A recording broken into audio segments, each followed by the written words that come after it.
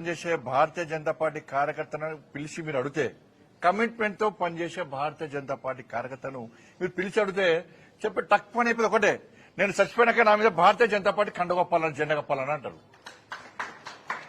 దీనికి కమిట్మెంట్ అంటారు. అటువంటి కమిట్మెంట్ గల కార్యకర్తలు మీద ఇప్పుడు నన్ను అడిపించు ఎవరు రాస్తా ఉంటారు, ఎవరో రాస్తా ఉంటారు, ఏదో చేస్తా ఉంటారు. కాబట్టి దాన్ని పట్టించుకోవాల్సిన అవసరం లేదు, పట్టించుకోవడం కూడా నేను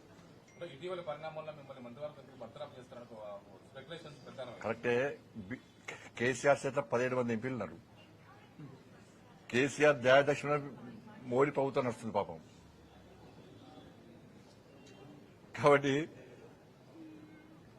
కేసీఆర్ సమాజం దానిలో కూర్చొని ఫామ్ హౌస్ లో కూర్చొని బండి సంజయ్ బర్తరఫ్ చేస్తారు అంటే నీకు ఒకే ఎంపీ లేడు, బర్తరఫ్ చేయాలంటావు. ఎందుకంటే నీ గడిల పాలన బద్దలు కొట్టింది మేమే, నీ అవినీతి సామ్రాజ్యాన్ని కూకటి వేళ్లతో పెగిలించింది మేమే,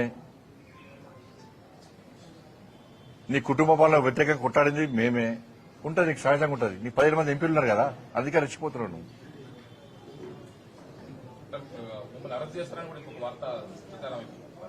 ఇప్పుడు అన్న ఈ కోర్టుల కేసు నడుస్తున్నది, కోర్టు పరిధిలో ఉన్నది. ఇప్పుడు ఒక్కరు గుర్తుంచుకోండి,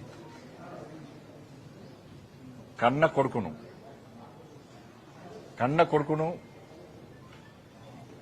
ఓ తండ్రి పోలీసులకు స్వయంగా అప్పగించినటువంటి సందర్భం ఏదైనా ఉందా? వాళ్ళ కన్న కొడుకును నేను తీసుకుపోయి విచారణకు సహకరించాలని చెప్పి నాకు సమాచారం వచ్చిన వెంటనే నా కొడుకును అప్పచెప్పిన. అరెస్ట్ చేయాలంటాడు. ఇలా కేసీఆర్ కొడుకు ఫేక్ మీడియా ఫ్యాక్టరీ నడుపుతున్నాడు. ఏం జరుగుతుంది, ఏం జరగాలి, ఏం జరిపించాలనేది ఆ కుట్రలన్నీ ఆయన చేస్తున్నాడు. కాబట్టి ఆయన నడితే సమాధానం చెప్తాడు. థ్యాంక్ యూ, ధన్యవాదాలు.